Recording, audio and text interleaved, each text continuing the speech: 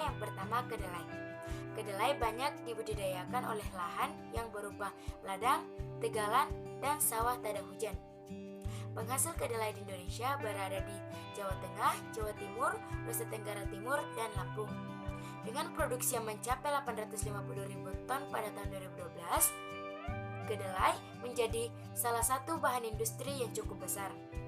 Kedelai biasanya dipakai sebagai bahan industri tempe, tahu, susu kedelai, kecap, dan sebagai salah satu bahan ekspor non-migas.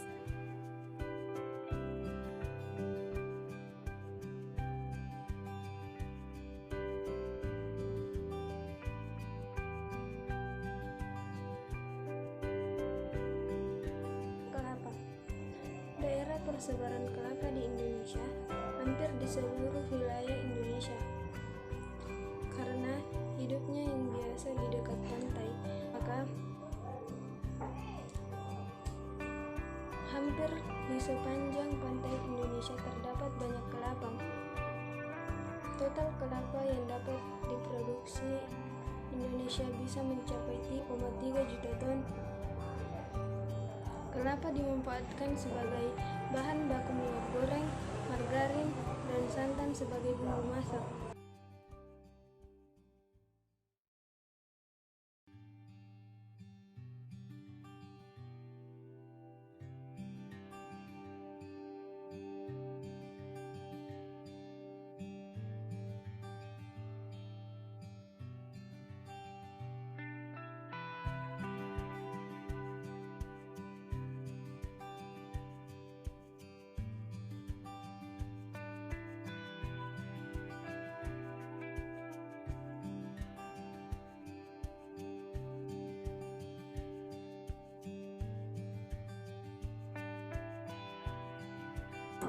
Cengkeh merupakan tanaman asli Indonesia yang tumbuh subur di Kepulauan Maluku. Di Indonesia, perkebunan cengkeh terdapat di Aceh, Sumatera Utara, Sumatera Barat, Bengkulu, Lampung, Jawa, Sulawesi Selatan, Sulawesi Utara, Bali, dan Maluku. Cengkeh dapat dimanfaatkan sebagai bahan baku parfum, bahan tambahan masakan, dan bahan tambahan rokok.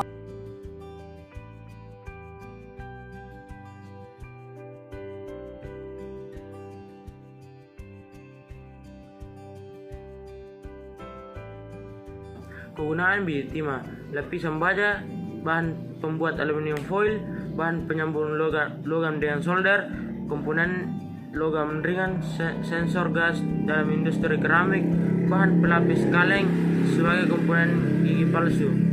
Jadi itu adalah sedikit pengertian dari timah. Minyak bumi dan gas. Minyak bumi dan gas merupakan energi utama yang saat ini banyak dipakai untuk keperluan industri, transportasi, dan rumah tangga.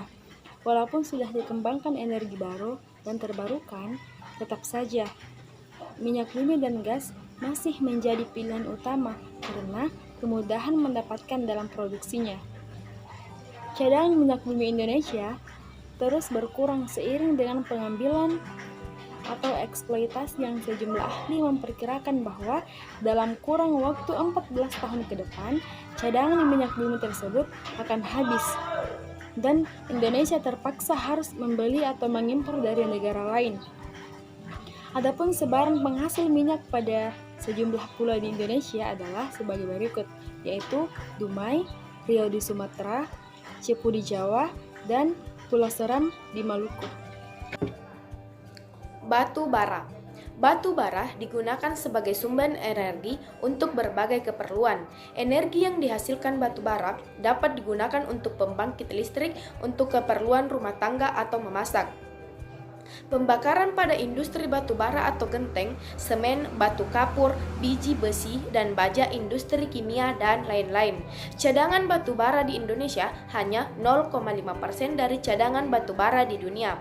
Namun, dilihat dari produksinya, cadangan batu bara Indonesia merupakan yang keenam terbesar di dunia dengan jumlah produksi 200 46 juta ton. Batu bara dapat dijumpai di sejumlah pulau seperti Kalimantan dan Sumatera. Potensi batu bara di kedua pulau ini tersebut sangat besar.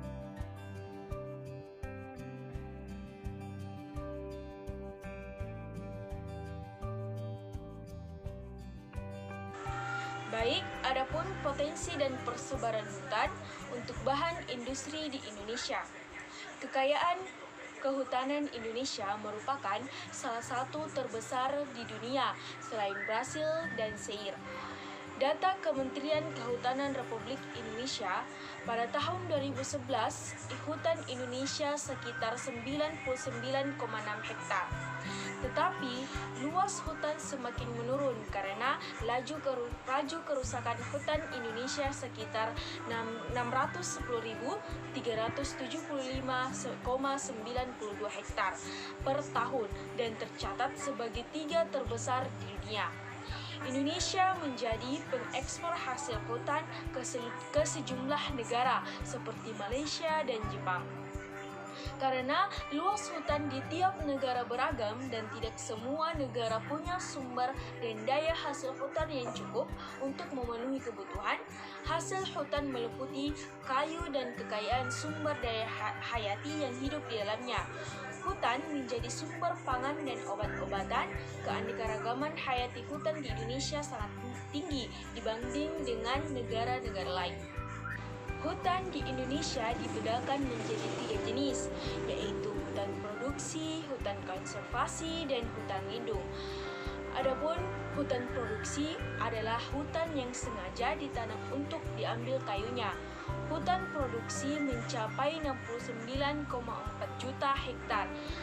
Hutan produksi ini milik BUM atau BUMN dan swasta melalui hak pengusahaan hutan yang disingkat HPH.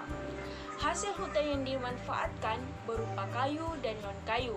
Hasil hutan non-kayu adalah buah-buahan, getah dan resin, madu, rotan, terpentin, minyak kayu putih, damar, sagu, sutera, dan lain-lain.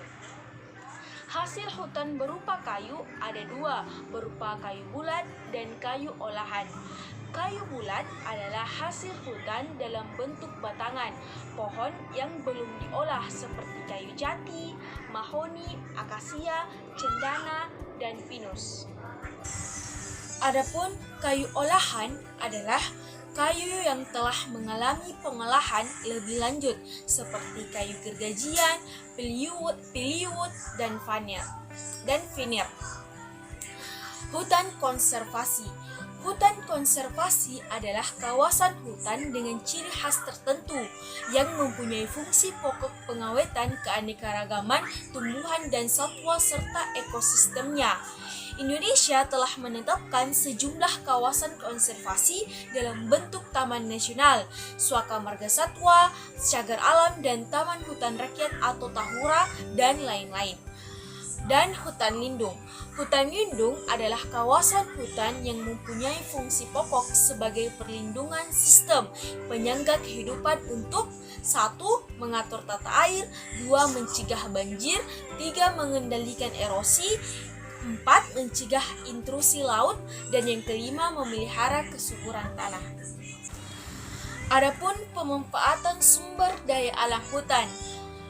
Yang pertama, penghasil oksigen.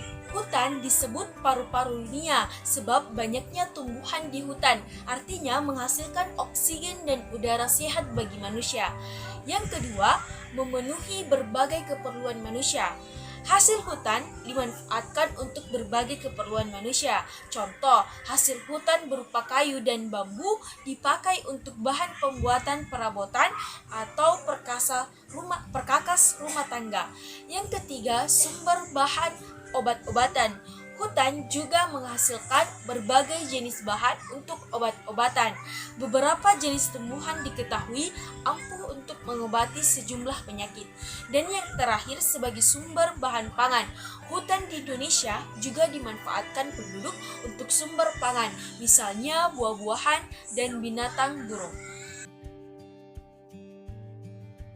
Lanjut bagian B, yaitu kendala ketersediaan bahan baku industri. Ketersediaan sumber daya alam di Indonesia bukan jaminan bahwa penyediaan bahan baku industri akan terpenuhi. Ada berbagai kendala yang dihadapi dalam penyediaan bahan baku industri. Misalnya yaitu yang pertama, kebijakan atau regulasi. Kebanyakan pengusaha acuh terhadap kebijakan pemerintah. Respon pelaku usaha terhadap kebijakan pemerintah dapat dikatakan kurang antusias.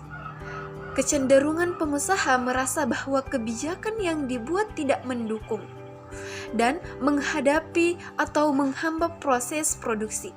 Di sisi lain, kebijakan tersebut bermaksud untuk mengontrol industri agar berjalan sesuai apa yang diharapkan. Yang kedua yaitu teknologi. Teknologi dalam pengembangan industri memberikan dampak signifikan dalam proses produksi. Dengan menerapkan teknologi dalam proses produksi dapat meningkatkan kualitas dan kuantitas produk. Namun, dalam pemenuhan bahan baku industri, penggunaan teknologi dirasa belum maksimal. Meskipun ada beberapa penyediaan bahan baku yang sudah menerapkan teknologi, bagi industri, penyediaan bahan bakunya masih menggunakan peralatan sederhana, maka akan menghambat dan memperlambat proses produksi.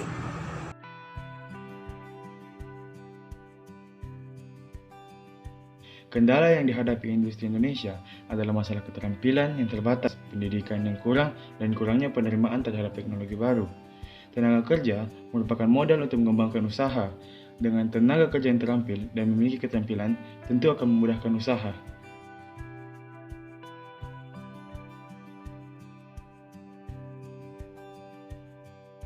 Nah, selanjutnya yaitu contoh bahan baku industri yang ada di Sulawesi Selatan. Yang pertama yaitu kakao. Sulawesi Selatan terpopuler dengan potensi kakao. Bahkan, produk kakaonya mendapat pengakuan dunia. Kakao Sulawesi Selatan menyumbang 60% produksi kakao nasional yang membuat kakao Indonesia mendapat ranking ketiga di dunia dengan penghasilan produk sekitar 720.000 ton per tahun. Yang kedua yaitu rumput laut. Rumput laut menjadi potensi unggulan Sulawesi Selatan. Dari produksi nasional, sekitar 33,33% produksi rumput laut dihasilkan dari daerah ini. Data Kementerian Kelautan dan Perikanan atau KKP membenarkan Sulawesi Selatan merupakan salah satu produsen rumput laut terbesar di Indonesia. Bahkan, termodifikasi rumput laut di Sulawesi Selatan setiap tahunnya bisa mencapai sekitar 1,5 juta ton senilai dengan harga 1,9 juta US dollar dengan luas lahan sekitar 500 hektar. Diyakini Sulawesi Selatan dapat menyaingi produktivitas Pantai Gading. Sulawesi Selatan sudah siap menjadi sentra rumput laut, kata Syahrul Yassin Limpo, Gubernur Sulawesi Selatan. C. Toraja kopi. Kopi multidimensi jenis Arabica ini tumbuh di dataran tinggi Sulawesi Selatan. Bahkan jenis kopi ini masuk 10 terbaik di dunia. Manisnya pedesaan tanah Toraja dan catatan buah di redang menciptakan rasa mendalam dengan kualitas yang pedas menyengat, mirip dengan kopi Sumatera.